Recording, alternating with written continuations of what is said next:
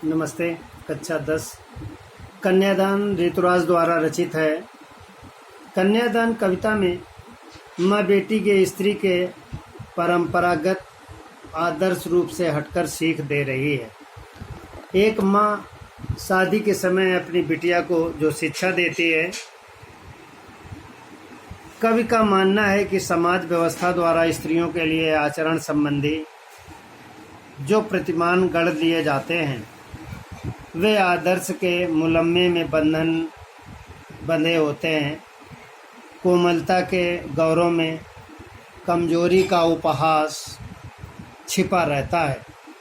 लड़की जैसा दिखाई देने में इसी का आदर्शीकरण का प्रतिकार है। बेटी माँ के सबसे निकट और उसके सुख दुख को साथी होती है। इसी कारण उसे अंतिम पूंजी कहा गया है। कविता में कोरी भावुकता नहीं है, बल्कि माँ के संचित अनुभवों की पीड़ा की प्रामाणिकता अभिव्यक्ति है। इस छोटी सी कविता में स्त्री जीवन के प्रति ऋतुराज जी की गहरी संवेदनशीलता प्रस्तुत हुई है, जो इस प्रकार है। शीर्षक है कन्यादान। कितना प्रामाणिक था उसका दुख। जब बिटिया की शादी होती है, माँ कन्यादान लेती है तो वो दुखी हो जाती है कि आज के बाद हमारी लाडली हमसे बिछुड़ जाएगी। लड़की को दान में देते वक्त जैसे वही उसकी अंतिम पूंजी होती है। माँ की अंतिम पूंजी बेटी होती है। जब वो कन्यादान करती है वर के लिए, वर के परिवार के लिए, तो वह उस समय बिल्कुल एकाकी हो जाती है। जब से बेटी जन्म लेती है तब से लेकर विवाह तक वह उसके साथ रहती है। विवाहोपरांत वह माँ को छोड़कर जाती है। उस समय माँ गुरु की तरह अपनी बेटी को शिक्षा देती है। लड़की अभी सयानी नहीं थी, लड़की की उम्र ज़्यादा नहीं थी। आज के सामाजिक वातावरण में अधिक उम्र होने पर कहीं ऐसा न हो कि व्यक्ति धन जन से चला जाए, धन से भी जाए और परिवार मर्यादा से भी जाए, इसलिए वह कम उम्र में ही अपनी बेटी की शादी की तैयारी कर लेता है। अभी इतनी भोली सरल थी, बिटिया की उम्र इतनी ज़्यादा नहीं थी, वो भोली भाली थी, सरल स्वभाव की थी कि उसे सुख का आभास तो होता था। कहीं उसे कोई अच्छी चीज़ दिखाई दे जाती, वह उसकी प्रसन्नता को महसूस कर लेती, लेकिन दुख का निदान न खोज पाती। लेकिन दुख बाँचना नहीं आता था। दुख को समझना और दुख का निवारण करना, बाँचना मीन्स होता है पढ़ना, ये उसके जीवन में नहीं था।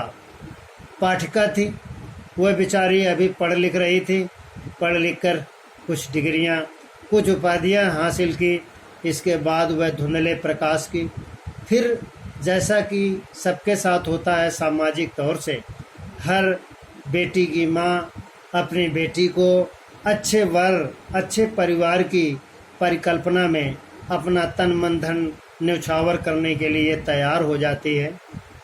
विवाह के उपरांत बेटी को भले ही सुख मिले या न मिले, लेकिन वह अपने जीवन में अपना सब कुछ न्यौछावर करने के लिए तत्पर रहती है।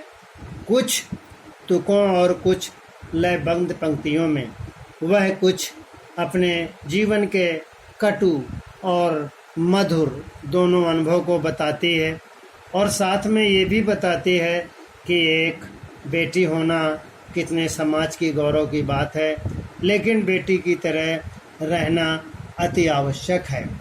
प्रस्तुत पाठ में प्रश्न पहला इस प्रकार है। आपके विचार से माँ ने ऐसा क्यों कहा कि लड़की होना और लड़की जैसे मत दिखाई देना?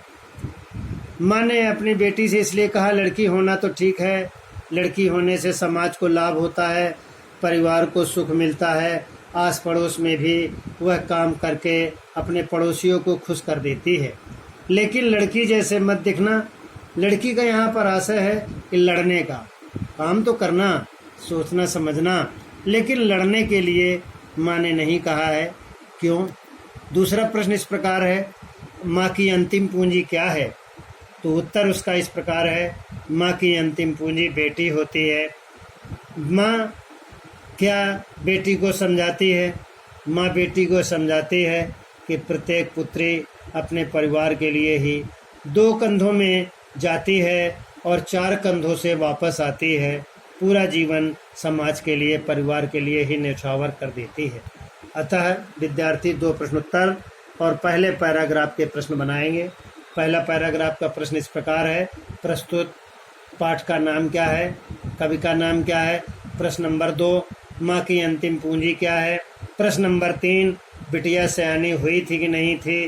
प्रश्न नंबर 4, बिटिया क्या वाचना नहीं जानती है? विद्यार्थी प्रश्नोत्तर लिखेंगे।